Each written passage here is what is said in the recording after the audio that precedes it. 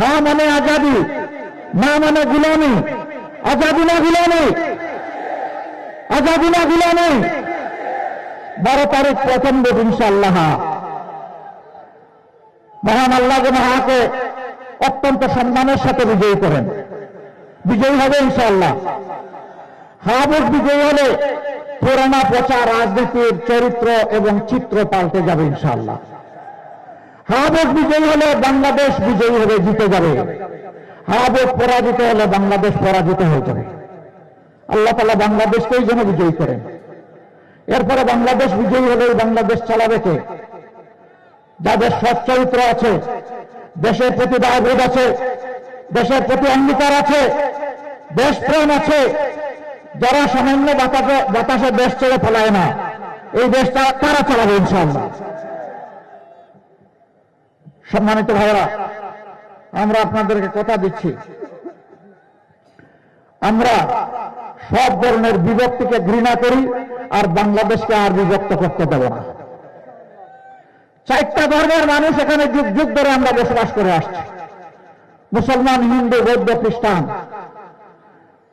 এটি একটি ফুলের বাগানের মতো, বিভিন্ন জাতের গাছ দিয়ে বাগানকে আল্লাহ তাআলা সাজিয়ে দিয়েছেন।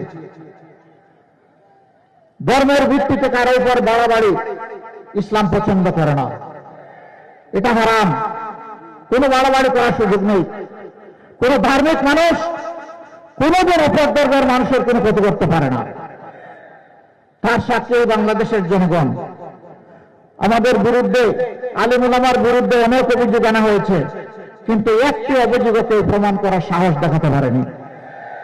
বরঞ্চ যারা অভিযোগ এনেছে তারাই ছিলেন লুটেরা, তারাই এদের প্রতিসাধন করেছে।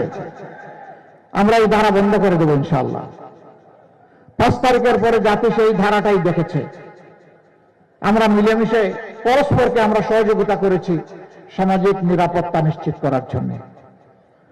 ইনশাআল্লাহ আগামীতে সেই সুযোগ পেলে আমরা সারা দেশে সেই নিরাপত্তা নিশ্চিত করব।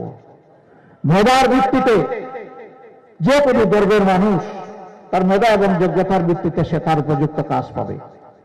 ধর্মীয় পরিচয় কাউকে আর বঞ্চিত করার কোনো সুযোগ থাকবে না। আমরা এই কাজ করব না। বিভিন্ন ধর্মের মানুষ আছে, তাদের ধর্মীয় আচার অনুষ্ঠান যেটা আছে তাদের মতো করে মন ভরে করবে। এখানে কেউ বাধা দেওয়ার সাহস দেখাতে পারবে না। তারা নিরাপত্তা এবং সম্মানের সাথে তাদের আচার অনুষ্ঠান করবে, তা অবশ্যই আমরা নিশ্চিত করব।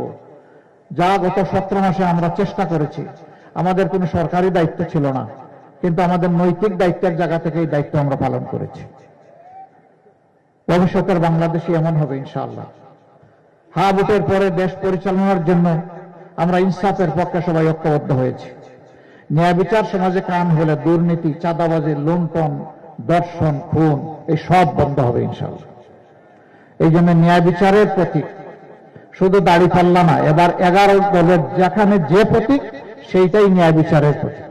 মা, পিম্পল 5 দিনেই চলে যাবে। যাবে না মা। যাক, নিমের 5 অংশের পাওয়ারে 5 দিনেই দূর হবে পিম্পল। হিমালয়া পিউরিফাইং নিম ফেস ওয়াশ।